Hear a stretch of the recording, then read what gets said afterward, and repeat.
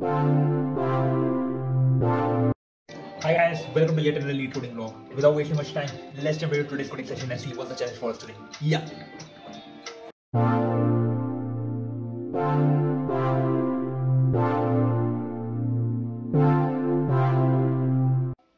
Hi friends, so I am back from my coding session और आज का जो क्वेश्चन था उसका नाम है क्या था उसका नाम है कंपेयर वर्जन नंबर्स। बहुत अच्छा क्वेश्चन है, मेरे को बहुत अच्छा लगा ये क्वेश्चन जो है। क्वेश्चन अच्छा क्यों लगा? क्योंकि इसके अंदर ट्रिक अच्छी है क्वेश्चन को सॉल्व करने की, मतलब सोचने लायक ये क्वेश्चन है, क्योंकि इसके टेस्ट केस सोचना बहुत अच्छा है और कैसे हैंडल करोगे वो भी।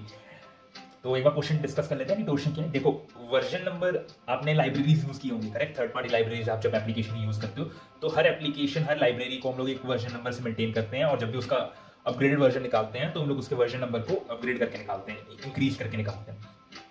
अब कभी कभी क्या होता है कि कुछ वर्जन के अंदर इश्यूज आ जाते हैं तो उनके पैचेस रिलीज होते हैं। तो ले लेते हैं कि हमारा एक एप्लीकेशन, हमने एक लाइब्रेरी बनाई और उसका वर्जन हम लोग अभी हमने 1 लॉन्च किया, ठीक है, और we call it 1.0 for some reason, let's say, है ना, 1.2 2.0 ऐसे कॉल करते हैं हम लोग। और हम लोग को पता लगा कि इसके अंदर बग है, like this library has certain issue called x.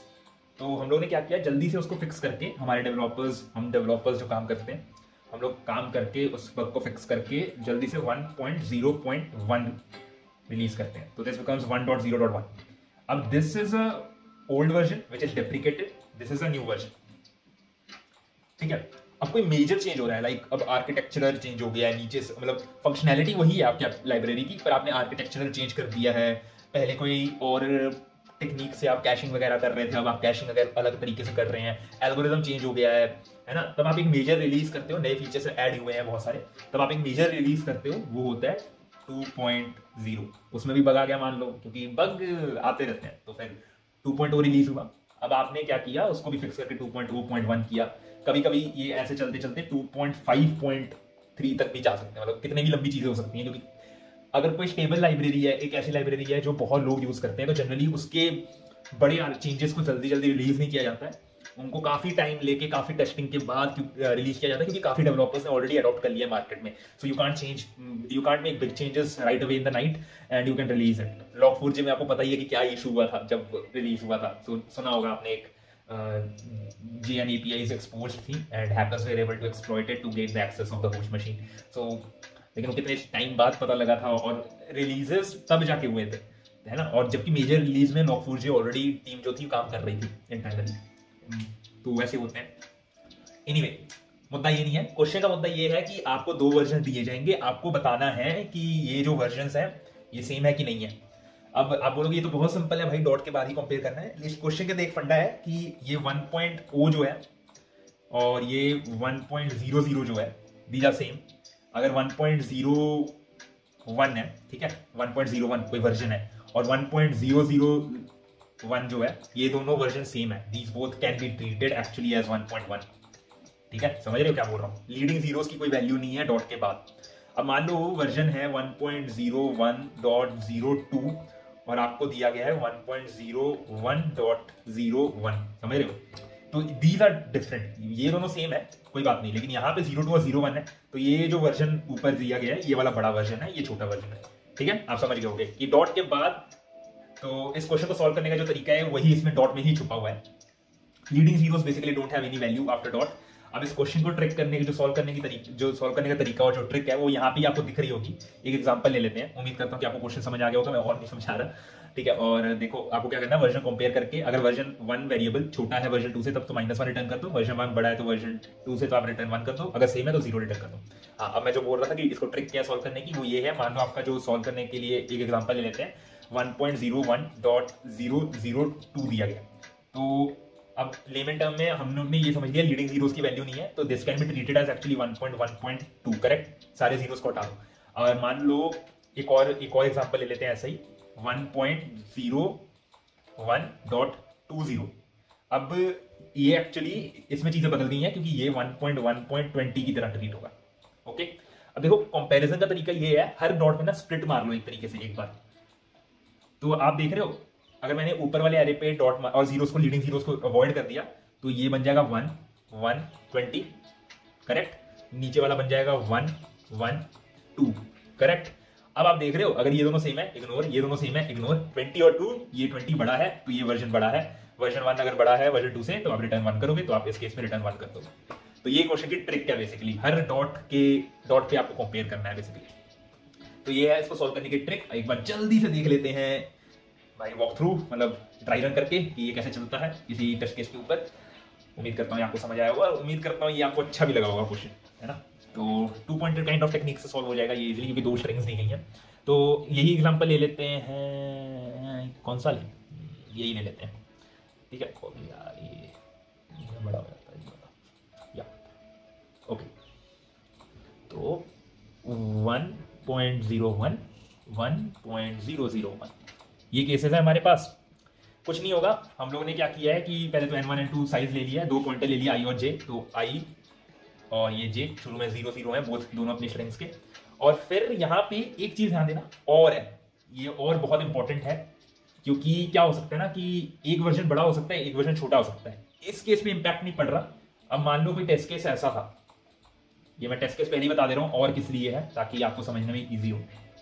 मान लो ऐसा कोई टेस्ट केस था, अगर एंड होता ना तो आप यहां पे ही खत्म करके रिटर्न 0 कर देते, क्योंकि वो मैच हो गया है, क्योंकि ये स्ट्रिंग यहां पे खत्म हो गई है, इसके बाद कोई डॉट नहीं है, आप बढ़ते ही नहीं। और है तो आप इंश्योर करोगे कि आप इस नंबर का ये वाला पार्ट भी एग्जीक्यूट करने की कोशिश कर रहे हो, ठीक है। तो इसके लिए और रखना होगा।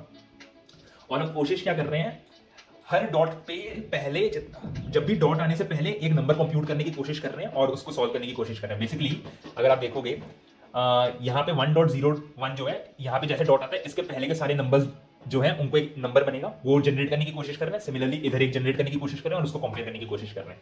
तो while i is less than n1, तो ठीक है, और मतलब साइज ऑफ स्ट्रिंग से लेस है तो ठीक है। और वर्जन ऑफ i जब तक डॉट नहीं आ जाता, यानी कि पहला डॉट नहीं आ जाता, तो क्या करोगे आप, num1 equal to num1 into 10 plus 1। तो आप समझ रहे होंगे। मान लो ये एग्जांपल नहीं लेते 1 डॉट, ये वाले तो सिंपल एग्जांपल, थोड़ा सा कॉम्प्लिकेटेड एग्जांपल ले लेता हूँ जिससे समझाना इजी हो जाए। बताओ 25.05.01 25.005.003, ठीक है।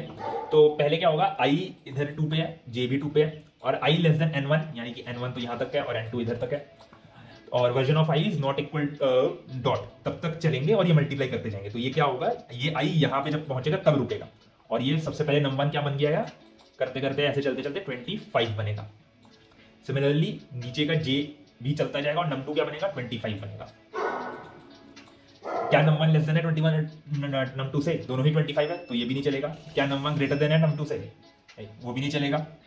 फिर क्या होगा, हम लोगों ने कुछ नहीं बढ़ा, कोई मतलब दोनों वर्जन सेम चल रहे हैं, तो मैंने i और j को इंक्रीमेंट कर दिया। अब आपको num1 num2 को दोबारा रीसेट करना पड़ेगा।